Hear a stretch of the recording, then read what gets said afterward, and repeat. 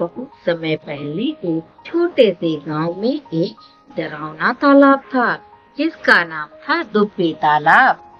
गांव के लोग कहते थे कि यह तालाब किसी समय में एक भूतिया जगह थी।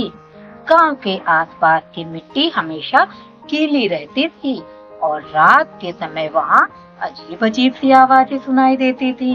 गांव के बच्चे तो कभी उस तालाब के पास जाने का नाम भी नहीं लेते थे। वे डरते थे कि कहीं उस तालाब में कुछ गैर मामूली चीजें ना हों।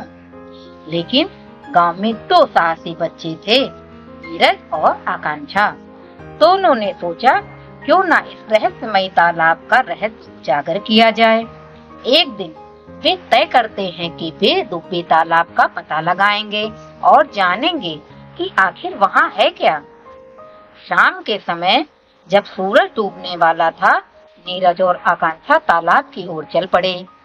वे जानते थे कि गांव वाले उन्हें लेकर बहुत डराते हैं, लेकिन दोनों को डर से ज्यादा रोमांच महसूस हो रहा था।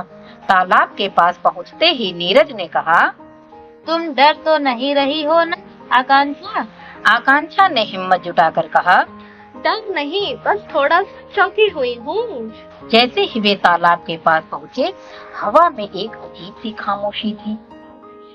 तालाब के पानी में कुछ हलचल सी हो रही थी और दूर से एक कटा हुआ सा स्वर सुनाई दे रहा था, जैसे कोई आह भर रहा हो।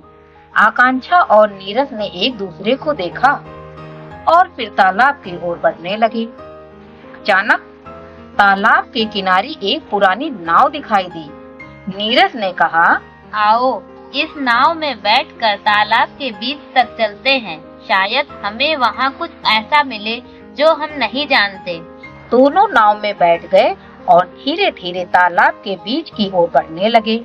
जैसे जैसे वे पानी के बीच जाते गए, अचानक एक ठंडी हवा का झोंका आया और नाव हिलने लगी। एक अजीब सी आवाज सुनाई दी, तुम लोग यहाँ क्यों आए हो? यह आवाज बिल्कुल बारीक और गहरी थी, जैसे कोई पुरानी आत्मा बोल रही हो। आकांक्षा डरते हुए बोली, क्या यह आवाज तालाब की है?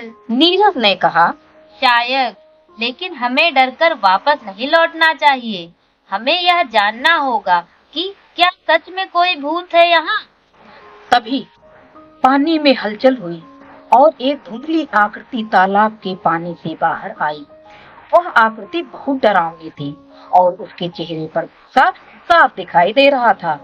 आकांक्षा और नीरज एकदम से डर गए, लेकिन तभी आकृति बोली, डरो मत, मैं तुम्हारा दोस्त नहीं बल्कि तुम्हारी मदद करने आया हूँ। आकांक्षा ने डरते हुए पूछा, तुम कौन हो? आकृति ने कहा, मैं एक पुराने जमाने का जल देवता हूँ। मैं यहाँ एक गलती की वजह से फंसा।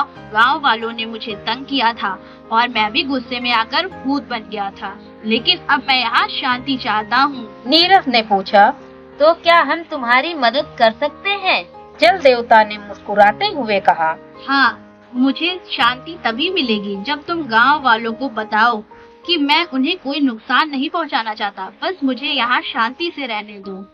आकांक्षा और नीरज ने उनकी बात मानी और गांव लौटकर सबको बता दिया कि तालाब में कोई भूत नहीं था, बल्कि एक जल देवता था जो अपनी गलती से भूत बन गया था और अब वह शांति चाहता था।